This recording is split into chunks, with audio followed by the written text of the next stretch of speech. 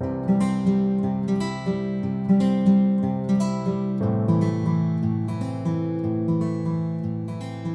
and welcome to Solution Fridays. We're doing things a little differently this week because we didn't have a puzzle for you to work out. Instead, we challenge you to make your own Johnny cakes, or if you were being really rustic, to make your own ash cakes in the safety of your fireplace or outdoor fire pit. However, I'm coming to you from my kitchen, so we will not be making ash cakes, since I will be making good old-fashioned Johnny cakes. If you did make some this week, please share with us in the comments. We'd love to see what you guys did. And if you're not familiar with Johnny cakes or the recipes, go back into our photos and you can find the actual page. But if you want the recipe, it'll be here at the bottom. And it's 1 cup of cornmeal, 1 teaspoon of salt, 2 cups of boiling water, and then some sort of fat for frying. If you want to be old-fashioned, you can use lard, especially like some bacon drippings. But we're going to be using good old-fashioned butter. So I have my 1 cup of cornmeal here. I have my 1 teaspoon of salt here, and I already got my water on and getting ready to boil. The boiling part needs to be done to help make it nice and thick. And then we'll be doing it on a cast iron skillet. Now, if you don't have a cast iron skillet at home, obviously any sort of normal, regular skillet would do, but I figured since I had one, we'd be a little old-fashioned about this. And we had talked about doing this in the Murdoch cabin itself, but given the fact it's supposed to be cold this weekend, we decided to do this, well, not in the cabin where it would be very cold to do this. So once you get your ingredients together, then the next stage would be to mix it. The recipe says that you need to sift your salt and your cornmeal together. Now, if you are like me and come from an old family that has a sifter that was handed down, then go ahead and use it.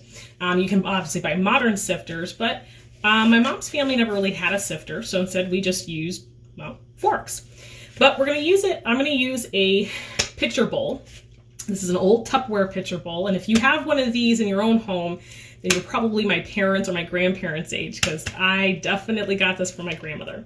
It is 2 liters or 8 cups, and what this will do, this will allow me to sift everything together, allow things to expand as they should, and then to be able to pour into our pot. So while my water is on for boiling, I'm going to go ahead and sift all of my ingredients together. And then when we're done, we'll go ahead and then add the water. Once we have our mix, then we will go ahead and start to get everything heated up and our Johnny cakes made. So with the magic of the internet. Now, one of the things we do need to talk about is the type of cornmeal that you're actually using. So in the recipe, when it was created back in 1985, obviously from much further back, the salt that they recommend is just probably regular kosher table salt. But you could probably use sea salt or something similar, but it can't be too coarse because you've got to be able to get the lumps out of it. You don't want to have anything lumpy going on in your thing. Additionally, we are using Quaker Oats, Quaker, I guess, white cornmeal. I purchased this at Myers in Stevensville, so you can get them just about anywhere. It should be noted that the recipe also gives you the amount that you need for your, if you decide to go with a more coarse cornmeal or coarse corn flour, and it needs less. I think it's 3/4 of a cup. So for the most part, make sure you're paying attention to the recipe. Again, you can get it in our pictures or just scroll further down and you'll come across it.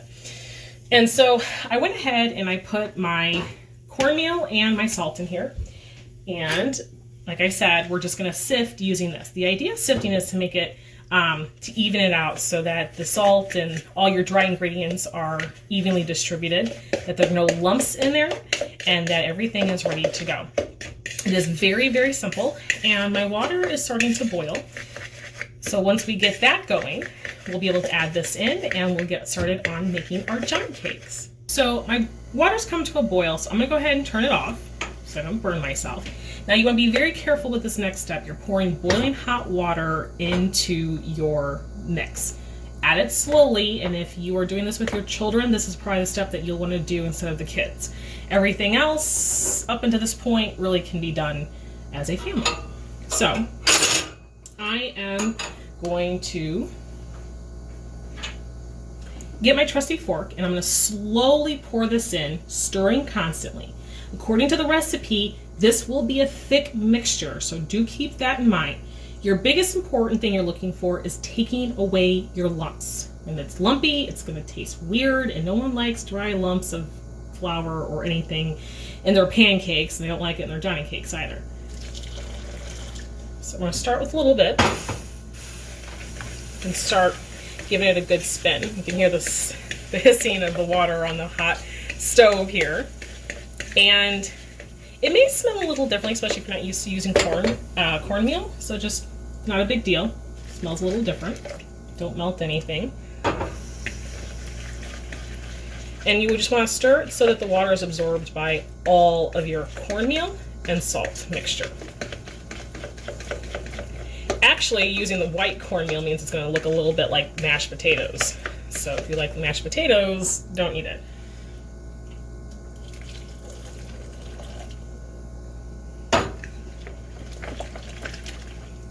So we're going to keep stirring. Now it's starting to see a little watery, so you want to make sure you're getting it good and stirred. And I can still see some lumps in here, so I'm going to just keep stirring. And you want to have a thick mixture. So at this point, this is why we add everything slowly, because if you end up not needing the full 2 cups of water, then you will be in a good position where you're not going to have too watery of a mixture that it won't work, and then we're going to can this and start all over again. So, all right, looks like we need to add a little bit more water. Keep doing this. Now, when I did the boiling of the water, I did add just a smidge more than 2 cups, just to take into consideration that if I happen to walk away from the boiling water and starts boiling before I come back and I lose a little bit, I still have around my 2 cups. So, the cool thing is we're both learning this together. So if you haven't done your Johnny cakes yet, we're learning, and that's what we do here at the BCHA. We like to learn. And so we got a little bit of mixture. I'll add a little bit more water. Nothing too much. We got a nice smooth mixture going here. It's not too watery, but it's not too thick. Don't let things fall. It'll scare you. Anyway, it's not too thick. It's not too thin. It's the perfect mixture. And if you got the Miss Congeniality joke, then call me. We need to be friends. Okay, so we got a good mixture going on here. And again, this is why you want to kind of do it in a larger bowl, because you want it to very much have an opportunity to expand. So we'll set that off to this side. Now, it says to use fat or lard to do it. Obviously, in this case, we're not using either. We're going to be using butter. So the first thing we're going to do is we're going to start our fire here. Now I'm using gas, so it's going to go a little warmer than normal. And you want to make sure you have a good film. So I started out with half a stick of salted butter, and I cut it into quarters. And what we'll do is we'll put 1 or 2 of these guys down to make sure that it's got a good film to start. We'll pour a little bit of our Johnny cake mixture out onto the skillet. Allow it to cook about 3 to 4 minutes on each side. Obviously flipping halfway through once there's a good crust underneath. And then you want to make sure that you're going to keep adding. You need the fat so it doesn't stick, especially in this case. So if you're not sure if it's ready, you can always do what we call the water test, where you flick the water on there. And if it starts sizzling, then it's time to start adding things. So we're going to let it heat up here. And we hope that you guys have been having fun with our Maker Mondays. We've certainly been enjoying them. We seem to be celebrating pioneers quite a bit this May and obviously April, but our goal was to celebrate something that we lost. May 14th would have been our Pioneer Day for students across Berrien County in the 3rd and 4th grade. We already had several schools committed to attending until this all went down. So we're trying to do our best to kind of bring some things back to you, the public, that your kids or you yourself would have experienced on our site. If you're interested in learning more about the Pioneers, we're going to be doing a Pioneer Activity Packet Pickup Day, April 21st, between 10 a.m. and 5. I believe I said 3 or 4. I shortened it so staff has the last hour or 2 to get things done on April 21st. If we are still closed, we will still do the packet pickup. It'll be in Murdoch Cabin, and we will absolutely followed by social distancing orders. All right, how are we doing? Oh, we got a sizzle, guys. So we're gonna go ahead and drop our first pat of butter in.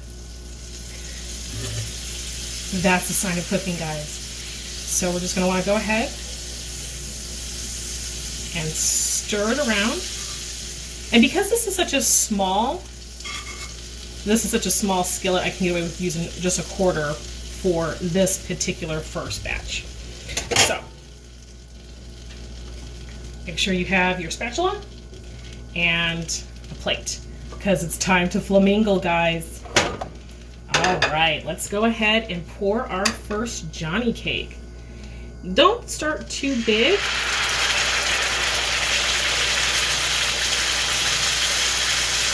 Because it will expand.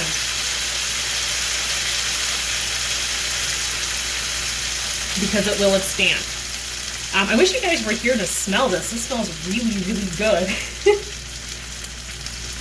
So we're gonna give it just a couple of minutes and then we're gonna flip it over. Okay, so we've already done our first one. One of the things you're gonna wanna definitely do with this recipe is you're gonna wanna drain your stuff first. So make sure you have a big plate with paper towel on it to drain. So we're gonna go ahead and make a second one, and we're gonna try to go a little bit smaller this time.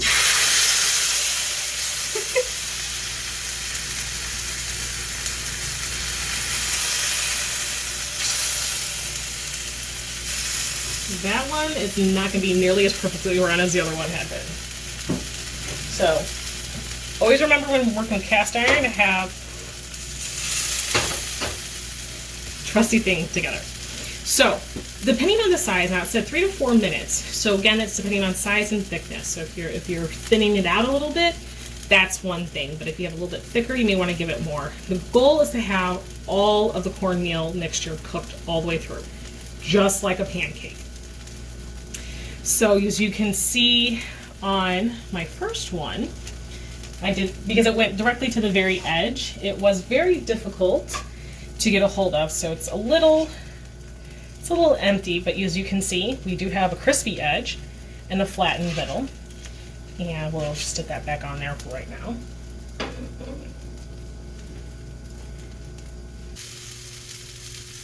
So I went ahead and flipped my second one, and this one ended up coming a lot thicker, and I have less butter in here. I didn't put any more butter in here thinking that would be fine. So one of the things I noticed is in my original one, when I had put that quarter of butter in here, it was probably just a little too much for this size, and that's why we got the crispy edges on that one. And in fact, I was kind of grateful for the crispy edges. It gave me something to cut underneath. This guy's a lot thicker, so he's going to have to go probably around the 3-minute mark, especially on this side. Flipping him over, he is a lot lighter. And in fact, and when I was trying to flip over one of the little droppings, it stuck. So that means just about every other pancake, or in this case, Johnny cake, you're gonna wanna go ahead and put more butter in. So in this case, as I said, I cut mine into quarters. Now I know that quarters is too much. So we're gonna wanna cut the quarters in half. And don't burn yourself in the process, guys. Trust me, it is not the best sensation in the world.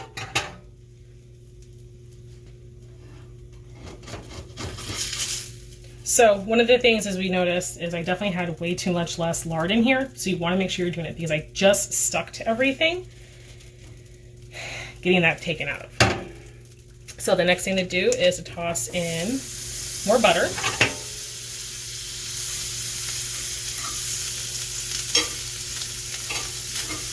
And give it a good stir around. And actually we're making a little bit of brown butter in here. So we got something to work with. Now we're going to add another one in. So maybe we will find our Goldilocks with this one.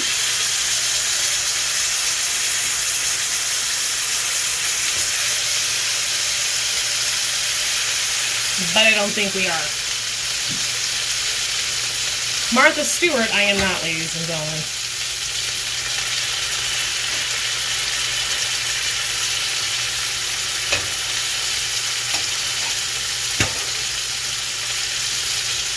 I can already see now that we're getting those crispy browns I did in the first one. And I'm getting a huge suspicion that that's probably going to be my best one. This one actually ended up being a little bit thinner. I tried spreading it out with a knife, but clearly that was that may not have saved this guy. So I will say this, if you are not a good person to clean the kitchen, like you're the cook, you should get someone on standby to clean the kitchen, because my kitchen's a little weird right now. So, and do be careful. If you're worried about splatter, if you have some sort of cover to go over your skillet, that's probably better to go with a more modern skillet with a lid than this. Give it some time to do what it needs to, uncover it, and then flip it over. To be very fair, doing it this way is a little bit more pioneer oriented.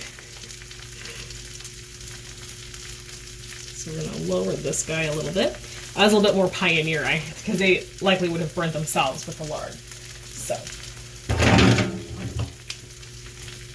because this guy is so thin, I'm going to kind of keep an eye on him and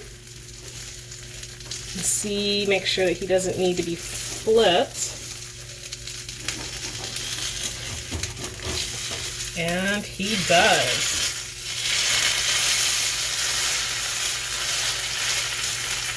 So I think we should just accept the fact that I'm a director of a museum for a reason and not a chef. If you are a chef or a cook or whatever, we love you, because this is hard.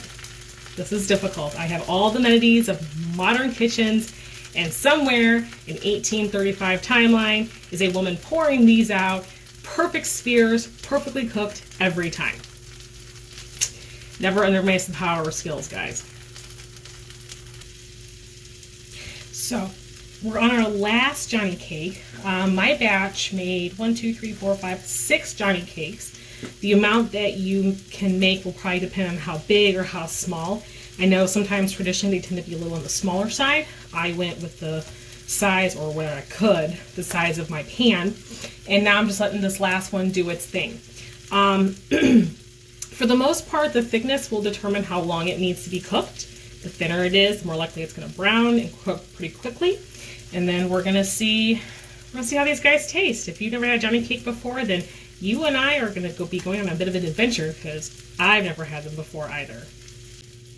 Okay, so I flipped the very last of my Johnny cakes, and this one is about the best looking one I've done. So it took me 6 tries to get a good Johnny cake. I've got 3 more minutes or so before it'll be ready to take off the burner, and then we're going to go ahead and start plating. But we can do that first. So, it doesn't say how to eat the Johnny cakes, but I'm sure they were probably drizzled with things like maple syrup or something very similar that was made with local, some sort of jam or jelly, especially if you think about all the food we have around here. We have honeybees, we have strawberries, and all these wonderful produce that they probably have grown locally, and then made things like jams and jellies to pass through. And likely, especially if they had a cow, they would probably have had butter made. So this recipe will be found in our packet pickup, in the packets that we're going to be doing. If you want a packet, we will have several made, but we are encouraging people to RSVP to let us know how many packets you need.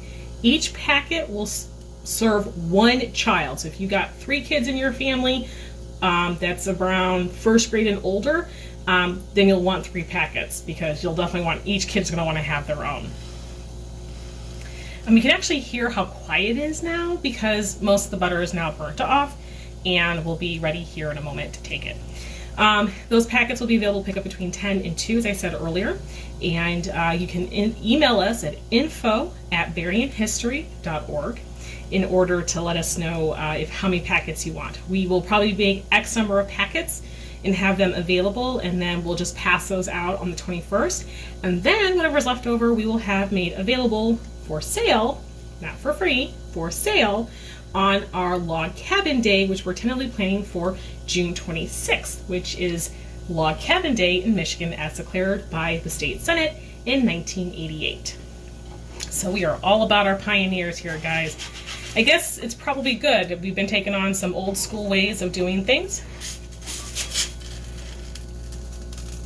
Okay, so I think we are good to go. I can't even begin to tell you how greasy my stovetop is. It looks like a diner in here. But this guy is going to go over here. We'll clean him later. And so we have our trusty plate. And I brought out more butter, so we'll do butter. And we're going to see how this tastes. I'll be very honest with you guys. I have never had Johnny cakes before. I can't even begin to tell you if I'm going to like these or not. we're just kind of going along. I'm going to pick some of my better ones. The 2 ones are probably going to go in the garbage. Then we've got our 5th one, which was pretty good. Actually, we're going to hang on for a second. We're going to add a little bit of butter.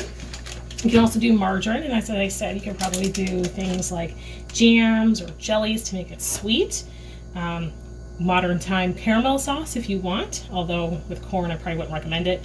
And then you can also do, I probably put a little too much butter on there, and coarse butter.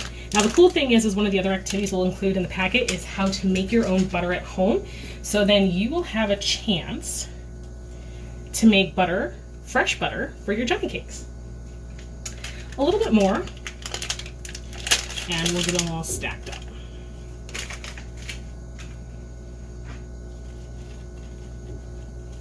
This guy is very brittle and looks like he's not fully cooked through in the very, very middle.